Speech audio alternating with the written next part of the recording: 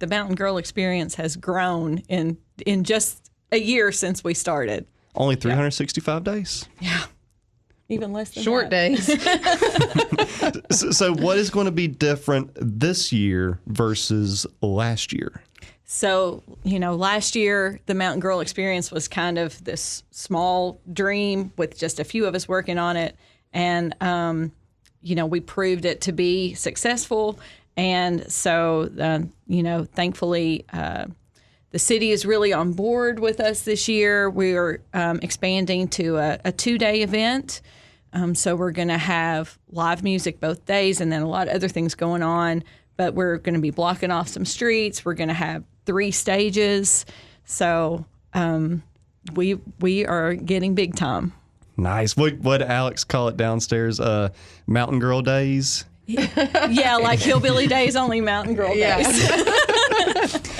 So Beck, what did you think of, what was your experience of the Mountain Grrl Experience? Oh my gosh, I think year? It's the best thing to ever happen to women in Appalachia. What was one of the things you kind of got out of it? Because everybody that I talked to, they all kind of got their own little thing out of it, So for me, the coolest part of the whole thing was, it's probably not what you expect, but they were doing a dulcimer workshop with Sarah Kate. Mm-hmm. And Sarah Kate Morgan. All the kids were there. And then I looked over at my daughter, she's 7, and she's like, "Can I do that?" And I'm like, "Yeah, you can." And so she goes and gets the dulcimer and she's sitting down and she's playing it. And I had tears in my eyes because I thought, here's my kid doing something like this in Pikeville, something that we've never been able to do before. So you would have thought for me would have been, the stage with all the performers and the artists, and that was awesome.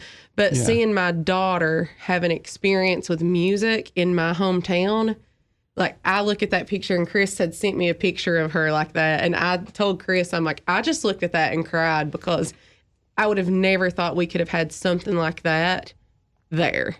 That's awesome. Yeah, that's so cool. I think, we can talk a lot about our lineup and all the musicians and artists that we're going to have, but the workshops that we do, those were my favorite part last year. And things like what Beck's talking about, Beck was able to be there experiencing this with her kids. So this was a very family-friendly event.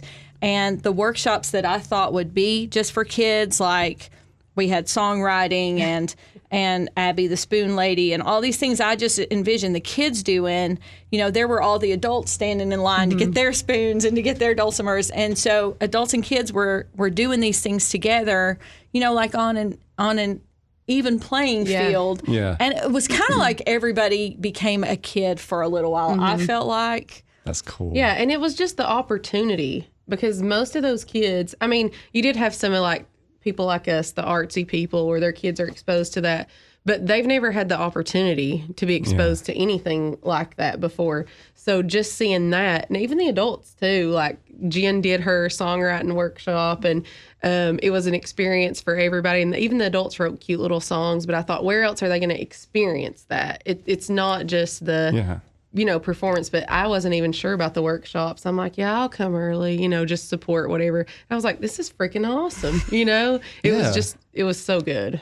You can stay at home and, play board games and bond that way, but this is a bonding experience that they may never get besides at the Mountain Grrl Experience. Where else are you going to sit in the parking lot in downtown Pikeville and learn how to play dulcimer? It's just not going to happen, right? And look over and see a 70-year-old woman with one in her lap and a 7-year-old girl and all the moms around crying. It's just, where else is that going to happen? Yeah. So it created something really nice. So what's going to be going on this year as far as activities? So speaking of those workshops, we will have the Dulcimer workshop was really popular. Yeah. So Sarah Kate Morgan from Hindman Settlement School is coming back to do that again. We're going to have a kind of a rhythm workshop that Melanie Turner, our banjo player with Coal Town Dixie, is doing with a lot of different rhythm instruments. We have a poetry workshop this year with Grace Ann Rogers. We have dance, so Carla Gover is coming in to teach Appalachian buck dancing, and she is really well known for years and years all over Kentucky for her craft with that. And I think we're having a writing workshop. So those are at least just some of those that I can think of. And then music-wise, like I said, we're going to have 3 stages of music, and we can talk about that. Then we'll have artists. So we had an art gallery last year, and we'll continue that. And so I know that for some of those artists, they hadn't had a chance or really a place to display their artwork before. And some of the artists that are coming back this year have been, really inspired, and now they've been working on art all year to bring back. So it's inspired them to do more. And the art gallery was a really, great opportunity for everybody to just walk by and talk to the artists and see what we do. And we had, artists of all ages. We're also going to do on Friday this year, earlier in the day, some sort of professional development type workshops, like maybe more for women who are working, in downtown, things that they can come to. We are, this is a charitable event, and we raise funds. Last year we were raising funds for the West Care Emergency Shelter here for women and children. And then we're also working with Turning Point Domestic Violence Services in Prestonsburg. And so we're looking at ways that we can do some workshops for those folks as well, like some healing, like music therapy type things. So I have someone who the name is just escaped me just for a second. Cecilia. Right. Cecilia Wright, Sonora May's cellist. So she came and played cello with Sonora last year, and she plays on Tyler Childers, played on his Grammy-nominated album. So she's coming with her band to do a show. And then she is a music therapist by trade, and so she's going to do a workshop. I'd love to talk to her about that. That seems so interesting. I mean, music really is therapy, and what y'all are doing with this Mountain Grrl experience, I mean, that's therapy. That's something that is so needed in this area.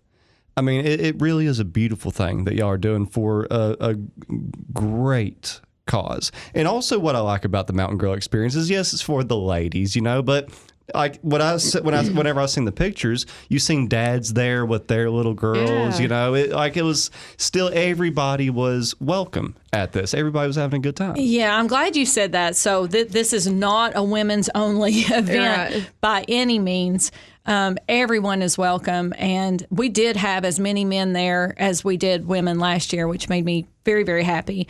Dads who support their kids, or men who support their wives, or bring their mother who they love, whatever. Everyone is welcome. It's just that this is an experience that is set to celebrate the creativity, the artistry, the grit of Appalachian women that we just kind of personally feel might not get their due. And we just, originally this whole thing just started because I was looking for more experiences for my all-female band, Cold Town Dixie, to play. I just wanted some more opportunities to play. And then from that, we've developed more opportunities for a lot more women to play and for female artists to be exposed. And we just want everybody to, come and enjoy and celebrate that.